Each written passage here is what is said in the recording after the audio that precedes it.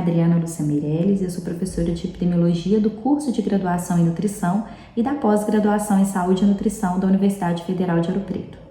Hoje a gente vai conversar um pouquinho sobre a virulência e o poder imunogênico do novo coronavírus, causador da Covid-19.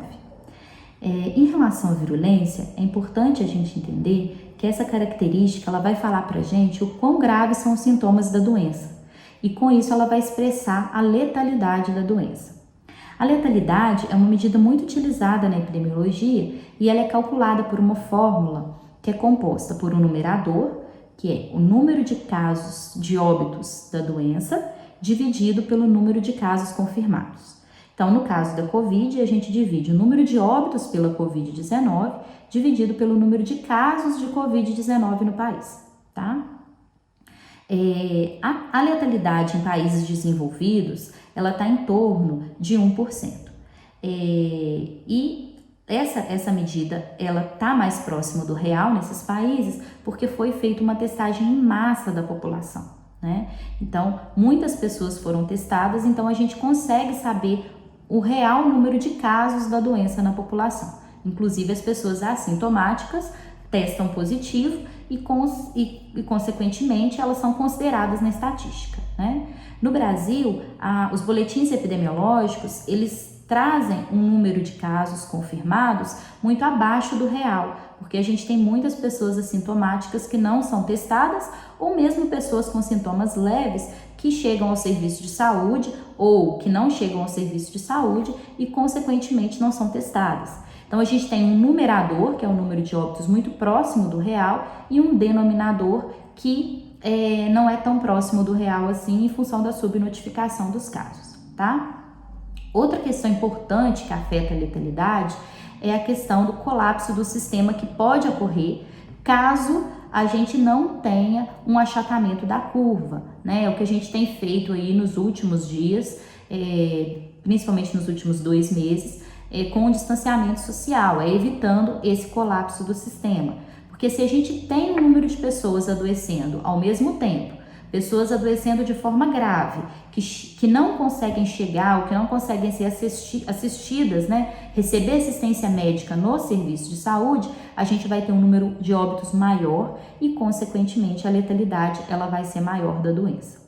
Em relação ao poder imunogênico do vírus, ele vai nos falar, né, a capacidade desse vírus em gerar imunidade, e se essa imunidade ela é duradoura ou se ela é temporária, né? A gente tem 2 formas de se tornar imunes a um vírus, né, a uma doença, pela forma natural ou pela forma artificial. A artificial é por meio das vacinas, né? E a natural é quando a gente tem a infecção e fica imune caso essa imunidade seja duradoura, tá? Algumas doenças, né, como sarampo, cachumba, são doenças que uma vez acometidas, uma vez tendo a doença, você vai ter imunidade permanente para aquela doença, tá? Para o coronavírus, então, a gente não tem estudos que mostram, né, que essa imunidade é duradoura, é permanente. Então, a gente ainda tem que avançar nesses estudos para entender a imunidade desse vírus, tá? E por que é importante a gente saber sobre a imunidade, né? Porque a doença, ela só continua sendo transmitida se a gente tem pessoas susceptíveis, ou seja, que não estão imunes na população. Tá? Então, isso é que vai propiciar a circulação do vírus e novos casos da doença na população, né? Se a maior parte da população está imunizada de forma natural ou de forma artificial, a gente tem uma menor circulação do vírus e, com isso, a gente diminui ou impede a infecção de novas pessoas.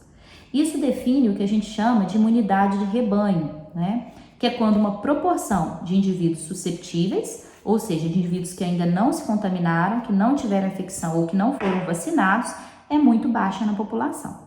Quando isso acontece, é improvável que o indivíduo suscetível encontre com o indivíduo infectado, tá? Como a gente não tem a vacina ainda para a Covid-19 até o momento, apenas a infecção poderia conferir a imunidade se ela fosse duradoura, tá? Então, supondo que a infecção confira uma imunidade duradoura, permanente, a gente estima que a gente só conseguiria ter a imunidade de rebanho para a Covid-19 quando 70% ou mais da população tiver sido infectada pela Covid-19. Um documento elaborado por algumas colegas epidemiologistas da UFMG, intitulado Por que ainda não é o momento de flexibilizar o isolamento social em Minas Gerais, as autoras elas discutem o custo humano e social da imunidade de rebanho. Quanto custaria a imunidade de rebanho para a Covid-19? E aí uma estimativa simplificada desse custo pode ser feita se fosse prevista a quantidade de óbitos pela Covid-19, se 70% da população fosse infectada, né? E aí, considerando isso, considerando essa letalidade média de 1% e considerando que 70% fossem infectados, a gente teria em Minas Gerais 145 mil mineiros indo a óbito pela Covid-19. Então, é uma pergunta que a gente faz, né? O custo da imunidade de rebanho vale a pena para a gente ter essa imunidade?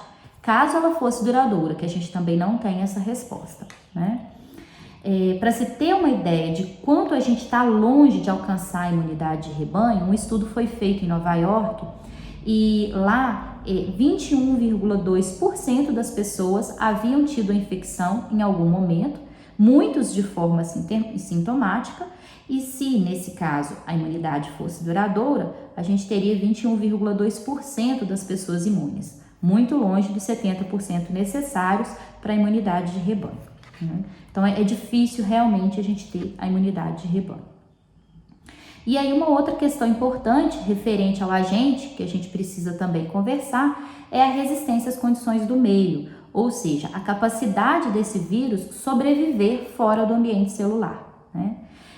Um estudo publicado no dia 17 de abril afirma que o novo coronavírus ele é responsável pela doença, né? Ele consegue sobreviver até 3 dias em algumas superfícies, como plástico e aço, né? Então, isso é um fator importante que deve ser considerado, principalmente quando a gente sai de casa, volta para casa, né? E aí precisa ter todos os cuidados de higienização do ambiente, de higienização das roupas, dos sapatos, das chaves, maçanetas, tapetes, né? Porque se ele continua com vida nesses ambientes, a gente pode ter aí, após 3 dias ainda, infecção, né? Um contato, uma contaminação das pessoas, né? Então, portanto, mais uma vez, a gente reafirma, né, a necessidade das medidas que têm sido adotadas, tanto as de distanciamento social, quanto as medidas de uso de máscaras e de uma boa higienização com água, sabão e, quando possível, o uso do álcool 70%.